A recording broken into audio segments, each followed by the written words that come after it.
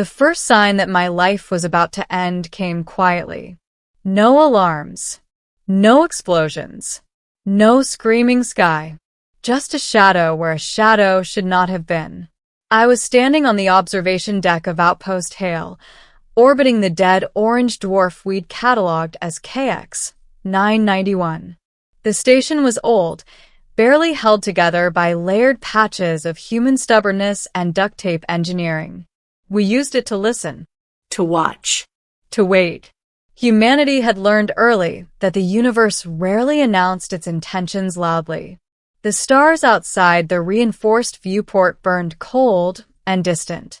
I had just lifted my mug of recycled coffee when the stars shifted. Not moved.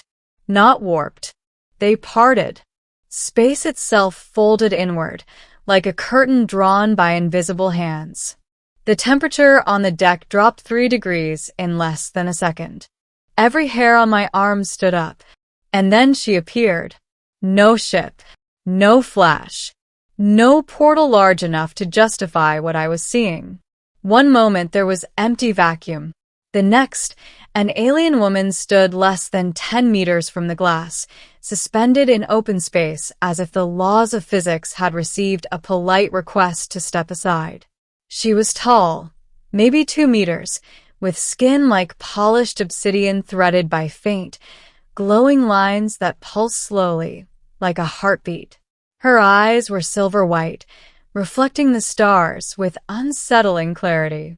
A cloak of living darkness clung to her form, shifting subtly, as though it were aware. I dropped my mug. It shattered against the deck, coffee splashing uselessly at my boots. The station alarm should have gone off. They didn't. The sensors should have screamed. They stayed silent. She raised one long, elegant hand. The viewport didn't crack. It opened. Not shattered. Not breached. It peeled apart like liquid glass, forming a perfect oval in the barrier between vacuum and safety. Yet no air rushed out. No pressure change registered. The universe itself seemed to hold its breath. She stepped through. Her boots touched the deck without sound. That's when she spoke. At last. I have found the one species foolish enough to survive. My blood turned to ice. I reached for my calm dead. Every system around me flickered and went dark. Emergency lights refused to engage. Even the gravity hum softened, like it was afraid to draw attention. I was alone with her. Who are you? I managed. Her gaze locked onto mine, pinning me in place with more force than any weapon ever could. I am called many things, she said. Her voice echoed in my skull more than in the air. Harbinger. Witness. Executioner. I swallowed hard. Executioner of what? She tilted her head, studying me like an insect that had somehow learned to speak. Civilizations. That word hit harder than any threat. I laughed. A sharp, broken sound. Yeah? Well, you're a little late. Humanity's been killing itself just fine for centuries. Something flickered in her eyes. Amusement. No, she replied softly. You misunderstand. Your species is not on the list. I blinked. Then why are you here? She took a slow step closer. The air around her shimmered, reality bending like heated metal. I am here because you were never meant to exist. She gestured, and suddenly the station vanished. Not destroyed. Replaced. I stood on a vast plain beneath a black sky filled with unfamiliar constellations. Towering ruins stretched to the horizon, cities of impossible geometry, shattered and half-sunk into glassed earth. This was the Karuan Dominion, she said. They mastered gravity, bent stars into weapons, enslaved entire galaxies. The scene shifted. Another world. Another dead empire. Then another. They all reached a threshold, she continued. A point where survival became inefficient. I clenched my fists. So you wiped them out? Her expression hardened. I balance. The ruins dissolved. We stood again on the observation deck, though now it felt small, fragile. You came here to judge us, I said. Yes. My heart hammered.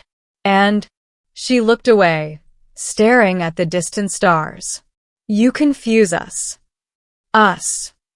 There are others like me, wardens, executors. We monitor the growth of intelligent life. We intervene when necessary. I force myself to stand straighter. And humanity hasn't triggered your alarm bells? She turned back slowly. Oh, you have. Repeatedly. I let out a bitter chuckle. Then why aren't we extinct? She stepped close enough that I could see the faint fractures in her glowing lines, scars of ancient battles. Because every time your species should have collapsed, she said, you did something illogical. I frowned. Such as, you cooperate when competition would be easier. You sacrifice when survival demands selfishness.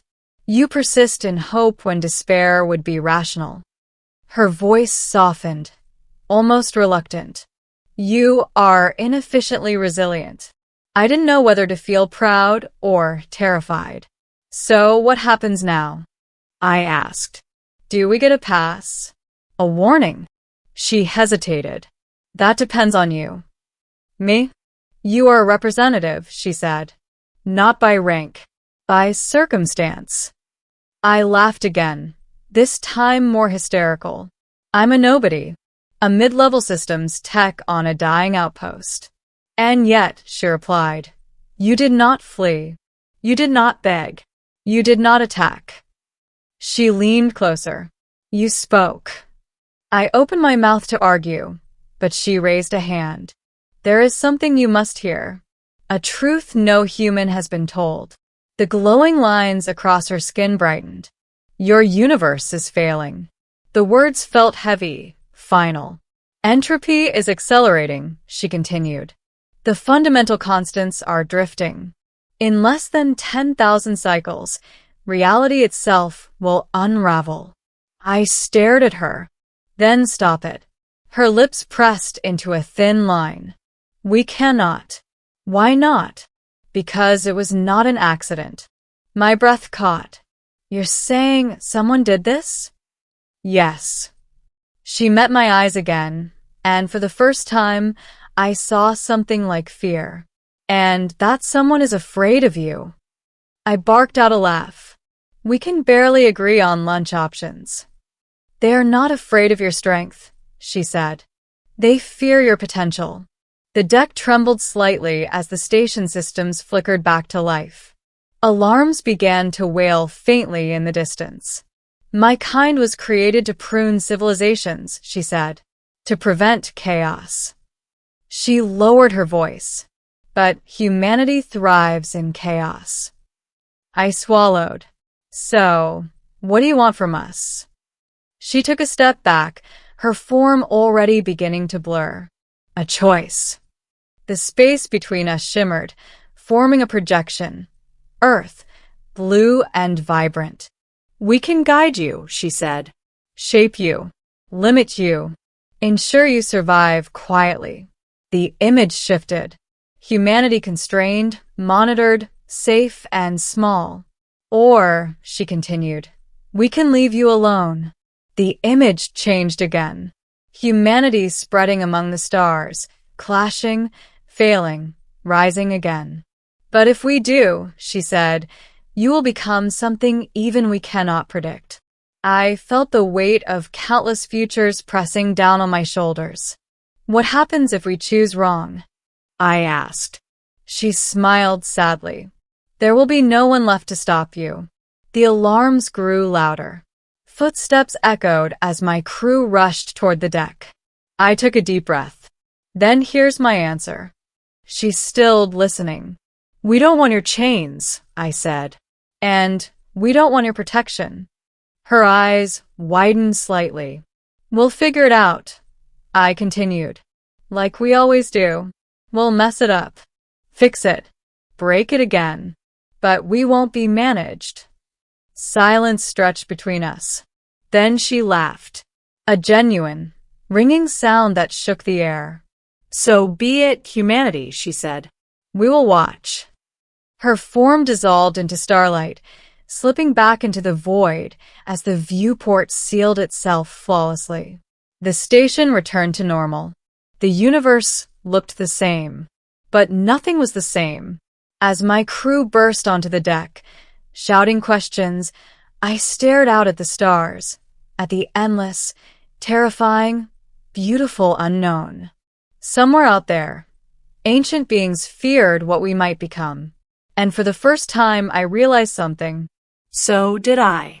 Because if the universe itself was breaking, then humanity wasn't just surviving anymore. We were about to inherit the responsibility of fixing it.